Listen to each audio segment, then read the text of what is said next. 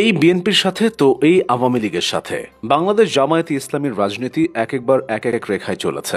BNP ও আওয়ামী লীগের মতো বড় দলগুলো নিজেদের দরকারে জামায়াতকে কাছে টেনে নিয়েছে, আবার প্রয়োজন ফুরলে দূরে ঠেলে দিয়েছে।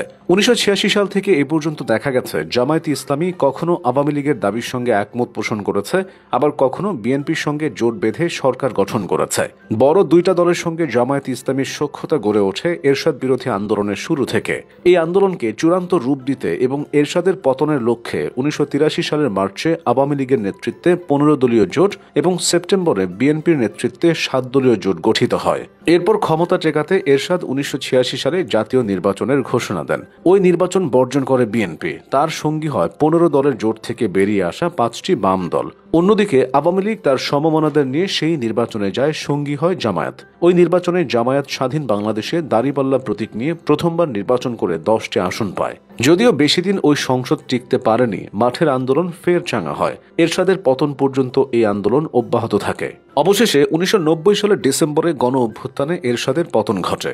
গণতন্ত্র প্রতিষ্ঠার পথ উন্মুক্ত হয়। 1991 সালে বিচারপতি শাহাবুদ্দিন আহমদের অন্তর্বর্তী সরকারের পরিচালনায় সংসদ নির্বাচন হয়। সে নির্বাচনে কেউ একক সংখ্যাগরিষ্ঠতা পায়নি। পরবর্তীতে জামায়াতের সমর্থনে ও সমঝোতার ভিত্তিতে বিএনপি সরকার গঠন করে। খালেদা জিয়া হন দেশের প্রথম নারী প্রধানমন্ত্রী। অবশ্য বিএনপির সঙ্গে জামায়াতের মধুচন্দ্রিমা বেশি দিন টেকে নেই। আর 1995 সালে জামায়াত প্রথম তত্ত্বাবধায়ক সরকারের দাবি উত্থাপন করে। পরে আওয়ামী লীগ এ দাবি নিয়ে মাঠে নামে। তাদের সাথে যুক্ত হয় এরশাদের জাতীয় পার্টি। শুরু হয় তত্ত্বাবধায়ক সরকারের দাবিতে আন্দোলন। আওয়ামী লীগ, জামায়াত সহ অন্যান্য রাজনৈতিক দলগুলো এই আন্দোলনে রাজপথ উত্তপ্ত করে তোলে। হরতাল ও অবরোধে অচল করে তোলে সারা দেশ।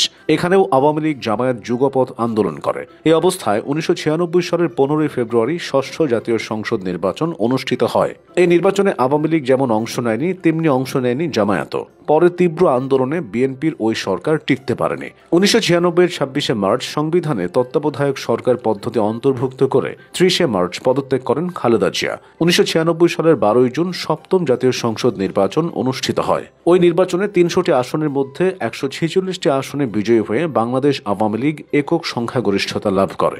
সে পর্যন্ত জামায়াত ও আওয়ামী লীগের কর্মকাণ্ড ছিল সমান্তরাল।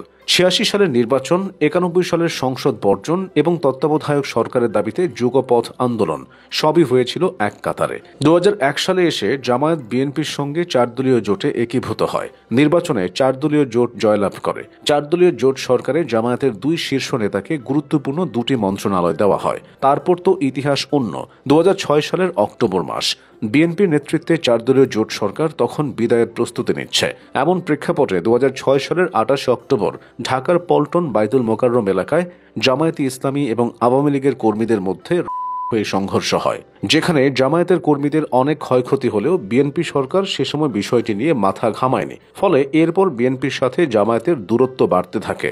সরকারের শেষ সময়ে তত্ত্বাবধায়ক সরকারের প্রধান নিয়ে শুরু হয় তীব্র আন্দোলন। অবশেষে বিএনপি সবকিছু বাদ দিয়ে প্রেসিডেন্ট ইয়াজউদ্দিনের হাতে ক্ষমতা দিয়ে তারা সরে যায়। এতে আরও হিতে বিপরীত হয়, আন্দোলন তীব্র হয়। দেশে নেমে আসে ঘোর অন্ধকার। পরে সেনা সমর্থিত তত্ত্বাবধায়ক সরকার ক্ষমতা গ্রহণ করে। তারা বিএনপি ও আওয়ামী লীগ উভয় দলের উপর চড়াও হলেও জামায়াতের তেমন ক্ষতি করেনি। পরবর্তীতে আওয়ামী লীগের আমলে বিএনপির সাথে একীভূত হয়ে জামায়াত আন্দোলনের চেষ্টা করলেও এখন তাদের পথ আলাদা আলাদা। এভাবেই দেশে জামায়াতের রাজনীতি এগিয়েছে।